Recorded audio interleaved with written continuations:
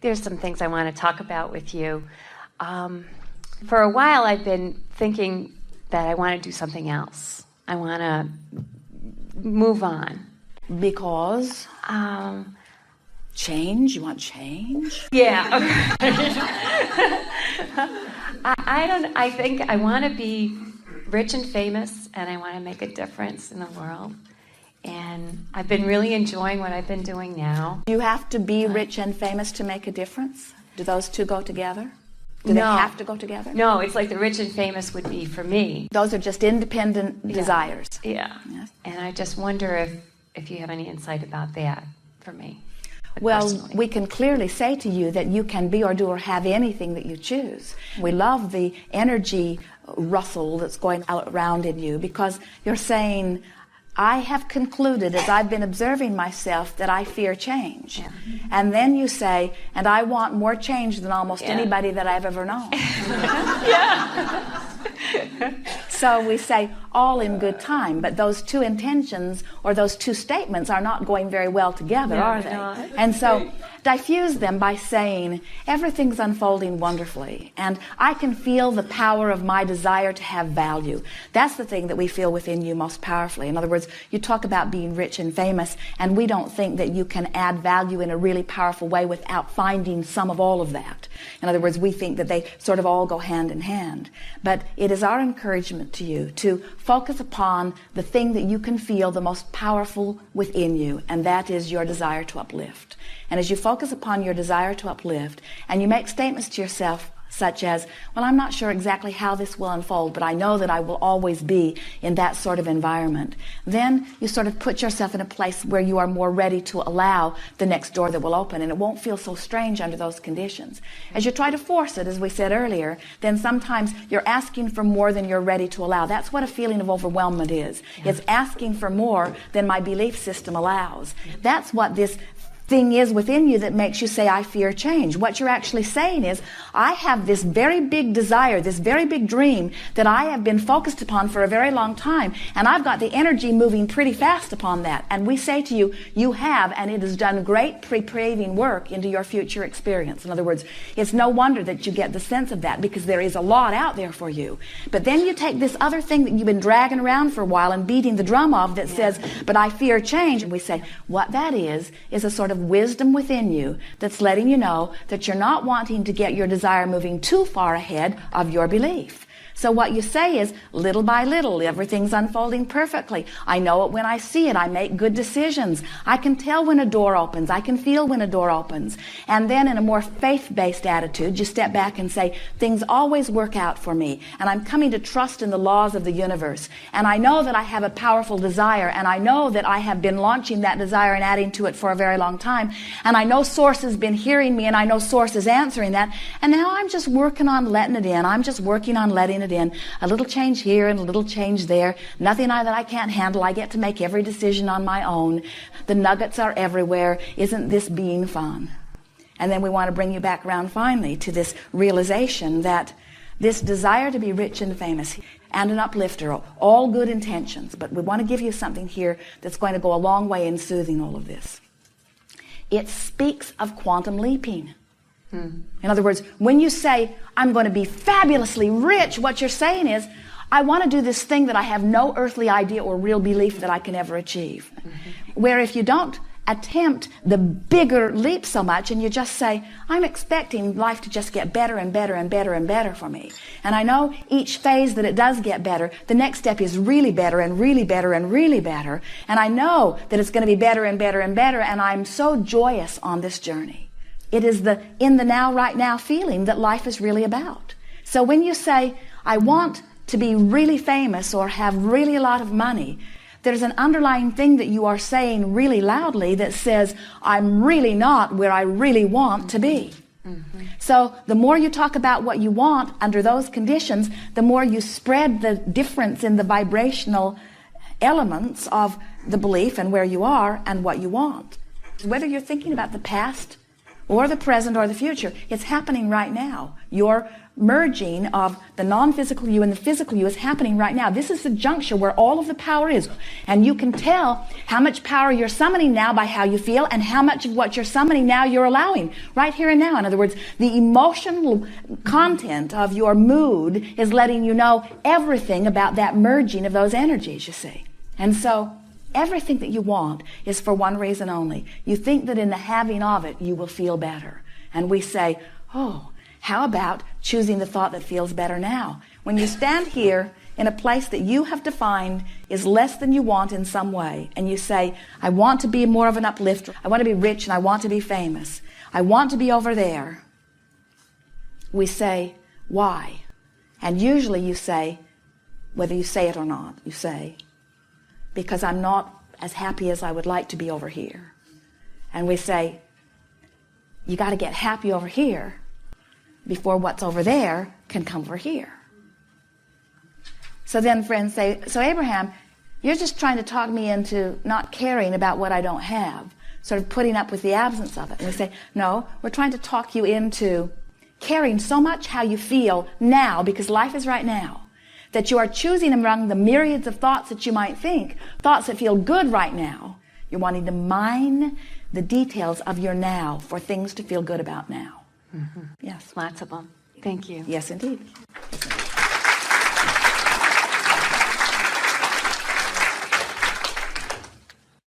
Thank you. I have had just a phenomenally enjoyable life. And 4 years ago, I came across your teachings, and it just got exponentially more enjoyable. And I can't thank you enough. I heard on a CD a couple years ago, you tell someone, he asked a question, you said, well, that really is the only question, isn't it? And so my question is, how can I experience more and more joy in my life? By knowing about the vortex, by knowing about vibration, by knowing about what joy is, and by caring about feeling good, and by using joy as the only criteria that causes you to want to focus upon anything. Joy is your criteria. How true it is irrelevant. How many others are experiencing it is irrelevant. What anybody else thinks about it is irrelevant. Is the thought a good feeling thought? So that you're lying in your bed and you're pondering something that you saw on television, or something that you heard about, or something that you read about, or something that you experienced. And as you're pondering it, it's muting your feeling of joy. And you catch yourself with that muted feeling, and you say, hey, getting your own attention. Hey, I don't have to think about this right now. And then just withdraw your attention from it until you feel the discomfort dissipate. As you put your attention on anything that feels better than that. That is the key. Wanting to feel good and knowing what feeling good means, because it means everything. That's what we were attempting to say in the conversation just before the segment of refreshment, that it is so interesting that what everyone wants is to feel good, and feeling good is alignment. It is alignment, and that alignment's what everyone wants, and feeling good is what everyone wants, and they are the same thing. The emotion is the key to everything, and you have the ability to focus yourself into an emotion. You have the ability to do that. But first you have to accept that you're a vibrational being, and that your emotions are about vibration, and that the vibrations are about the relationship between you, and the relationship between you and you is what joy is. And once you get all those pieces together, you've got it.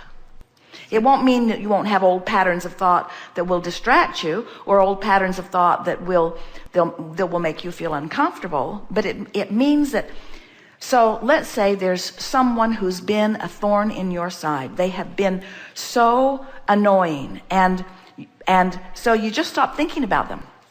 You just stopped thinking about them because every time you thought about them, it was uncomfortable. So you just stopped thinking about them. You didn't try to fix the relationship. You didn't try to mend the relationship. You just stopped thinking about them. And you focused upon anything and everything that you could find that took you in the vortex. Anything and everything that you could find that took you in the vortex. Anything and everything that you could find that took you in the vortex, until you just tuned yourself into the frequency of who you really are. And now you find yourself able to think about that person who used to just rip you out of the vortex, that used to just tear you up every time, and you don't feel any discomfort whatsoever because you've practiced a vibration that makes that opinion that you used to hold, that you might have even had valid reasons for holding it, it's irrelevant. It's not matching up with you. You're not rendezvousing with that anymore. You see, when you think about creation, let's talk about coming together in a relationship as simple as a conversation with someone in passing. That's a relationship. So there's a rendezvousing. But it's also a rendezvousing when you're thinking about something. That's a rendezvousing too.